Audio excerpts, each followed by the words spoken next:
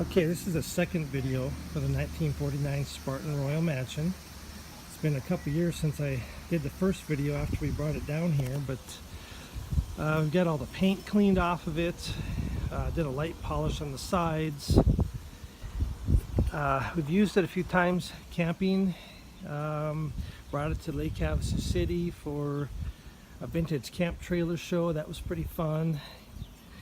Took it to Tucson for the zip tie drags. With any of you familiar with the Roadkill guys, that part of Hot Rod magazine they do.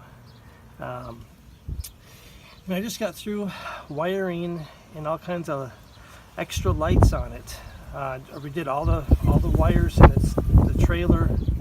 As for the tail lights, brake lights, it's wired in for the reverse lights. I don't have them mounted in yet.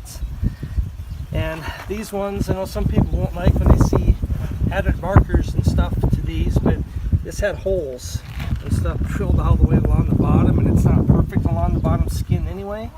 So we added these. This is the turn signal, and then the little marker light for the back.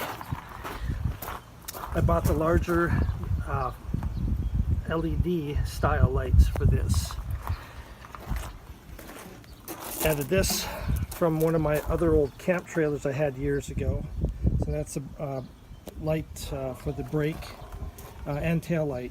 And it's got the original style 1949 license plate for Arizona here, so that was pretty cool. It took me a little while to get that plate figured out how to put on this trailer, but MVD finally figured out how to do it for me. The other tail light, see, we just left the back part of this and the roof all in just the regular aluminum sheen. Just did a light polish on here. I've got to redo some of this stuff here. I was using an aluminum cleaner on it. Let's see.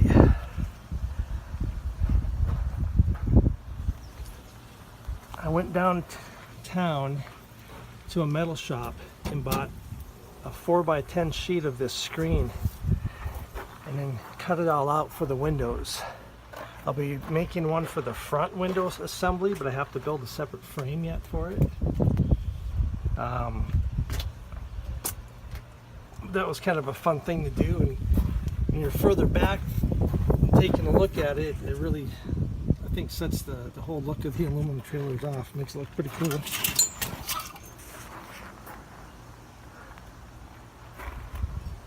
And we built the trailer tongue, all the wires. I just got done doing these this morning with the brakes, but everything cut and soldered and did all the connections properly, so I won't have any issues.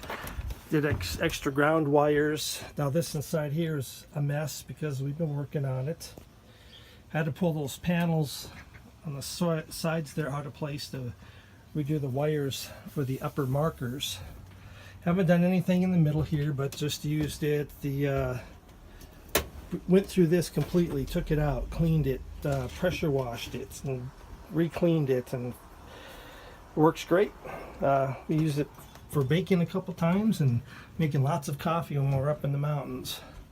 Now this is all stripped out. I had some water damage from broken windows. I got my new window ordered for this side. It actually just came in the other day. Get all new weather stripping for this and the felt that goes along the edge here. The back window frame was rusty and I was told they're impossible to find, so I cut it and I trimmed it out, and I'm just going to put a piece of plexi into the original, what's left of the original frame, and bolt it in and call that good for now until, I'll just keep my eye out for one of those and find it. Cleaning up the window cranks, we bought all new wood for back here, even though some of this, it looks good, but what happens, this is so thin, it's just it's so dry from its age. It's going to be easier just to replace it. All the cabinetry stuff though I think that's fine, so we'll end up keeping that. I rebuilt all the vents and just put that new trim on there. I didn't bother trying to match the varnish color on it. This is the insulation we're using. It's foamed I got from one of my friends. There's 3 different sizes of it. There's it's easy to cut. It works. It's supposed to work as well, if not better, than like standard fiberglass stuff. What the cool thing is about this, give me a second here. You turn the torch on.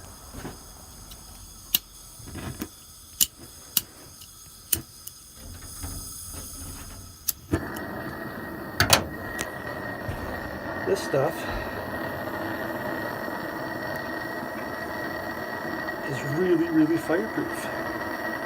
Look at that. Now I know the wood will still burn on the outside, but hey, this might slow stuff down. So that's the insulation we'll be using in this complete camp trailer. Put that back up there. Like I was saying, on all these connection ends, soldered everything, and hopefully won't have any issues with bad grounds or anything. I added extra grounds into the frame. I'm just trying to do all that stuff to make sure it's solid. So that's gonna be it. I like the way these turned out. Can't wait to take it over into California and hopefully hang out at the beach a couple times. We'll see how busy some of the parks are over there. Anyway, I'll probably do another video here over when we're in California. Hopefully it'll be cleaned up a little bit more on the inside. Alright, thanks. Bye.